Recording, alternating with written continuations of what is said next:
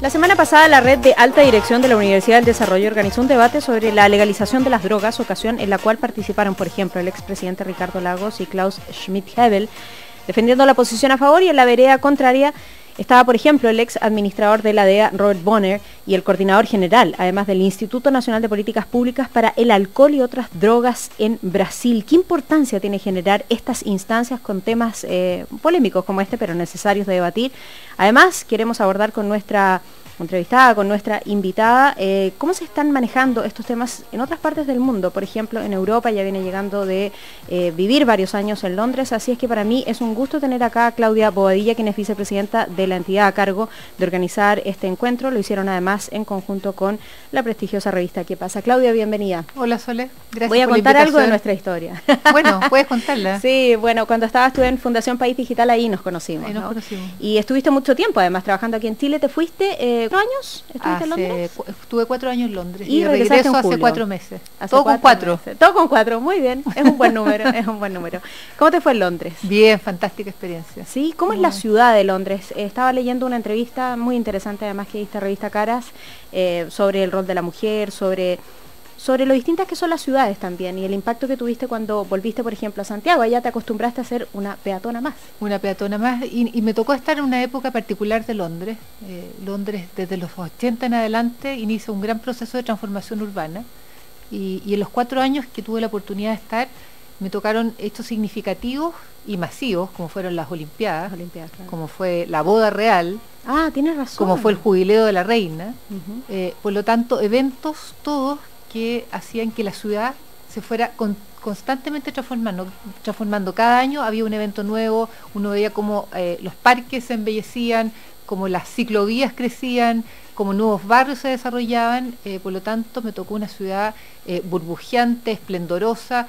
Yo creo que de los mejores tiempos que ha tenido Londres dentro de la reciente historia. Claro, la pregunta no es casual, es a propósito de lo que ha ocurrido y que afecta además a gran parte de los santiaguinos con nuestro metro el viernes, y cuando hemos escuchado tantos expertos que dicen, bueno, si el metro de Londres, el de París, todos los metros en general fallan, y la verdad es que sí tienen un mejor soporte para trasladar a sus ciudadanos, a diferencia de lo que tenemos nosotros hoy día con una mala planificación del Transantiago, donde el transporte en superficie es más débil. Entonces, claro, la alternativa del metro tiende a saturarse, y aquí están los resultados. ¿Cómo funcionan allá? Hay un sistema de transporte público combinado, donde tienes el transporte de superficie, tienes un metro muy, muy eficiente, tienes la conexión con los trenes de cercanía, que funcionan muy bien, y la gran mayoría de las personas se desplazan por el sistema de transporte público.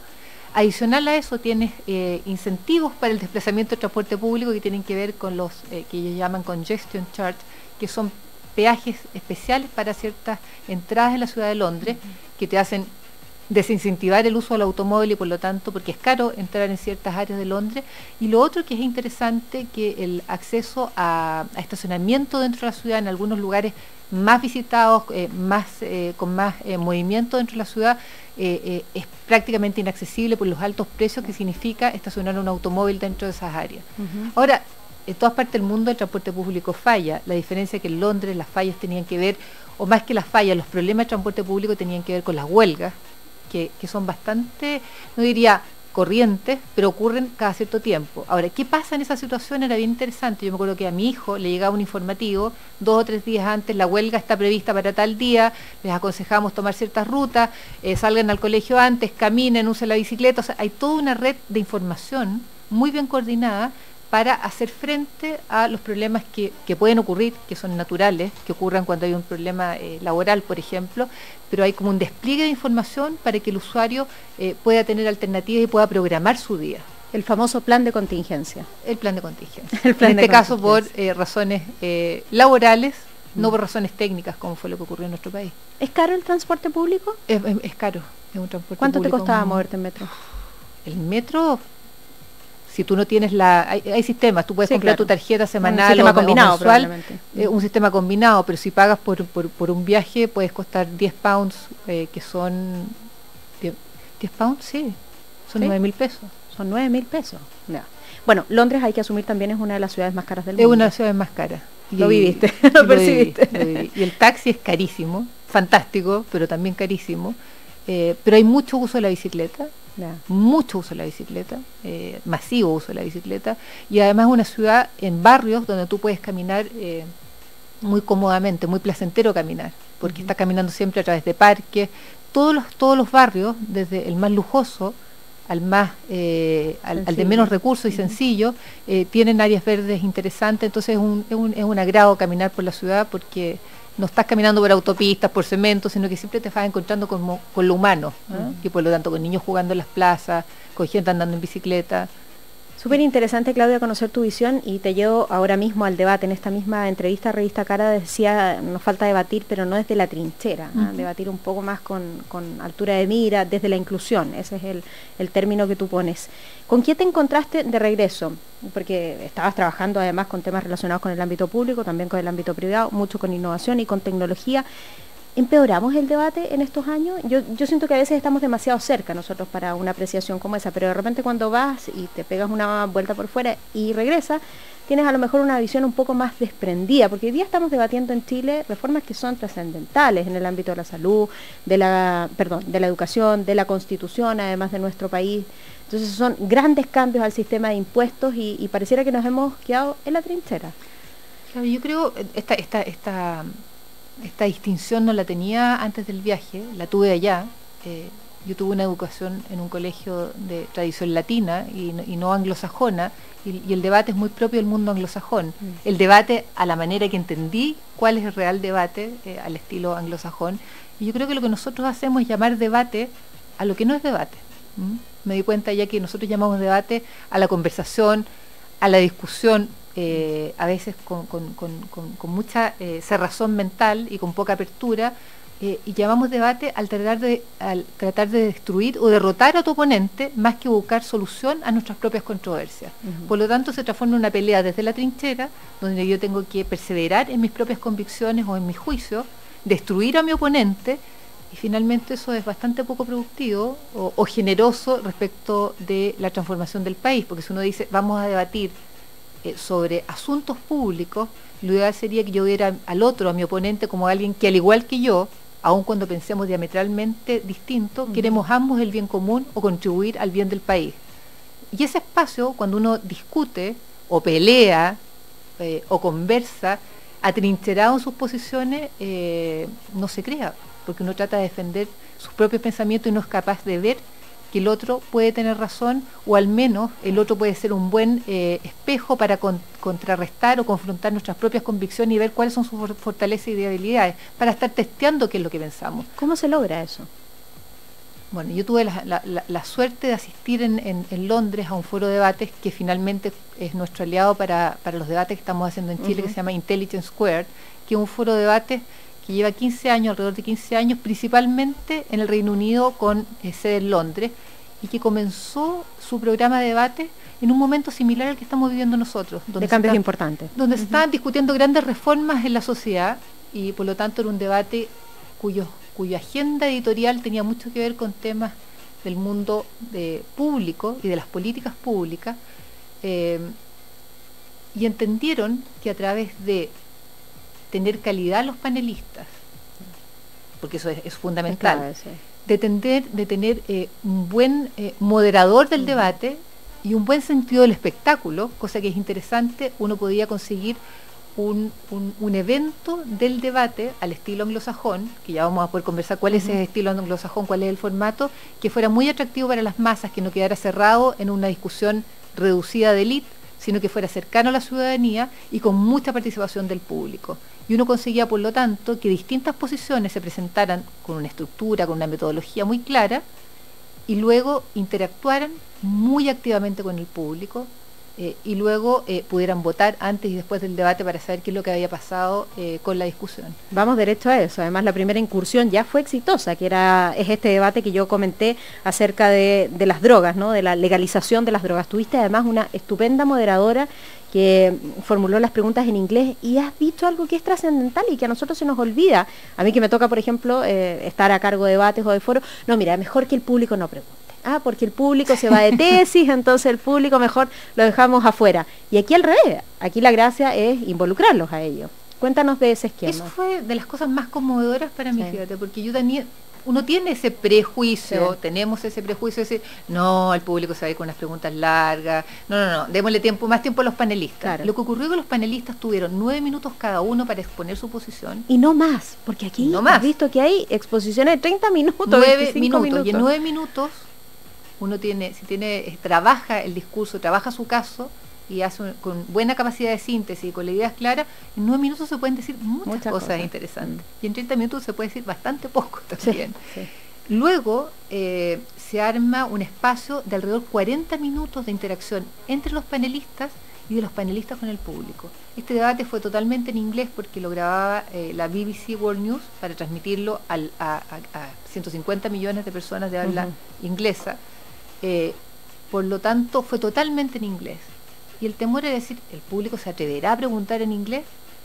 La moderadora no pudo tomar todas las preguntas del público. Y eran preguntas hechas con calidad, muy interesantes, directos al punto. No hubo que decirle a nadie, usted no empiece a latear, no se vaya a tesis. No. La gente, cuando realmente tiene calidad en la exposición, uno se alinea con la calidad de lo que está viendo, y saca los mejores recursos, las mejores potencialidades que uno tiene. ¿Quiénes eran el público? ¿Gente de qué edad?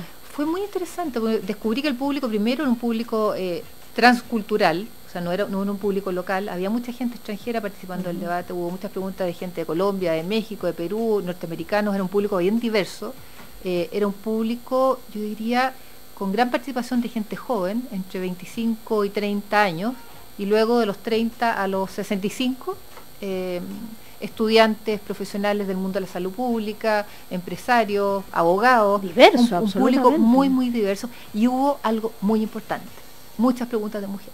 Muchas preguntas de mujeres, ¿qué eso a ti te gusta destacar? Muchas preguntas, y para la BBC era muy importante, ese era un tema relevante para la BBC, que no tuviéramos entre los panelistas a una mujer, para ello era algo que no los convencía del todo. La buscamos, no pudimos, no porque no haya mujeres que sepan de estos temas y capaces, sino que estaban con sus agendas completas.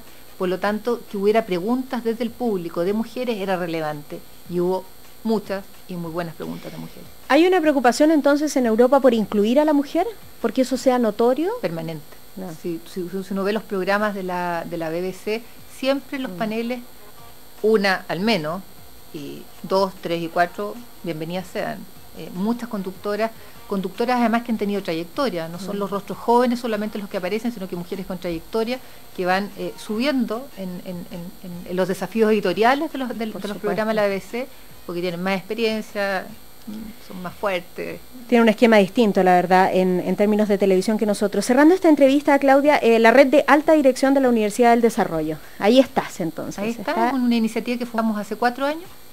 Meses antes de saber que me iba a trasladar a ir a Londres, una iniciativa privada académica y un grupo de privados que compartimos una visión sobre qué es lo que tenemos que aportar al país respecto a la transformación de nuestros líderes del mundo privado, en alianza con la Universidad del Desarrollo, que comparte esta misma visión, y formamos esta alianza privada académica para innovar, abrir visión, generar debate y celebrar el debate o la discusión de lo público.